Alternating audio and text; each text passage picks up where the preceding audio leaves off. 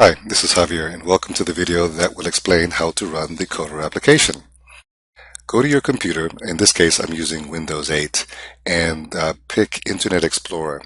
This application works in IE, not in Chrome or any other browser that you may have. So I'm going to load Internet Explorer and I'm going to go to the website. It's called tcor.usc.edu/private.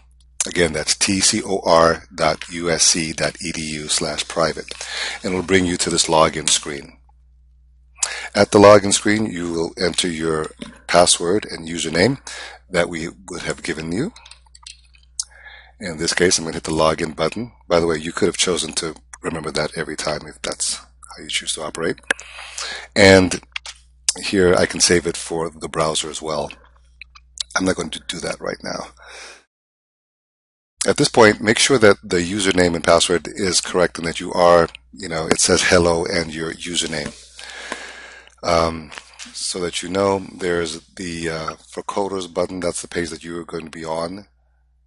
And I'm just going to hit the start button to get this application started. Re-enter that username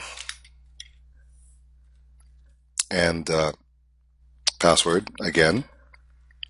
Hit the login button.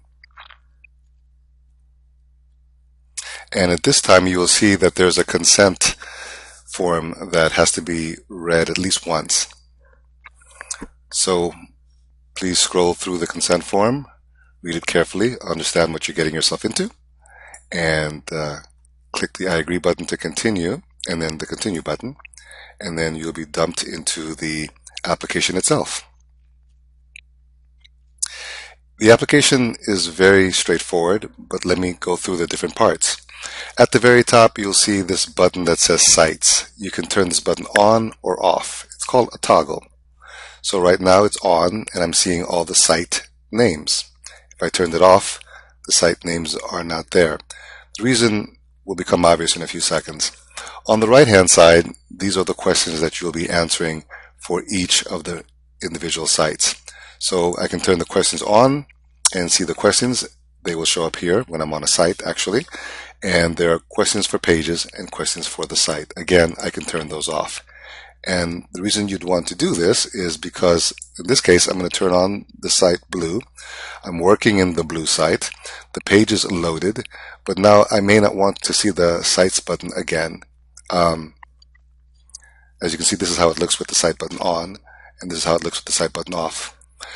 Blue requires that I attest to the fact that I'm a certain age, so I'm over 18. I'm going to hit the enter button to continue.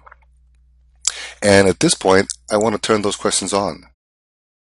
Now, sometimes it's in your interest, you can't see the whole page or you don't feel comfortable looking at the page.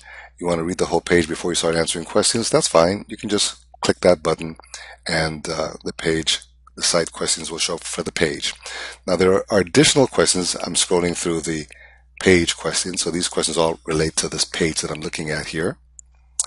And if I go to the site questions, this refers to the entire site, the entirety of the site, not just this one individual page. As you can see, as I go through the menu, there are lots of pages on the site, lots of menu items, lots of buttons to click, etc.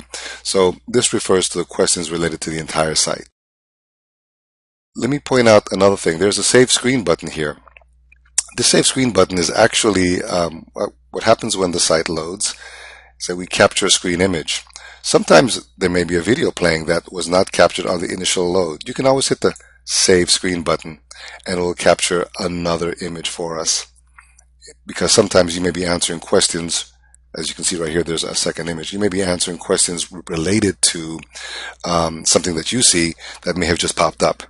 And so it'd be nice if you can tell us what that was, what that image was, or what that snapshot of what it was that you were looking at. Okay?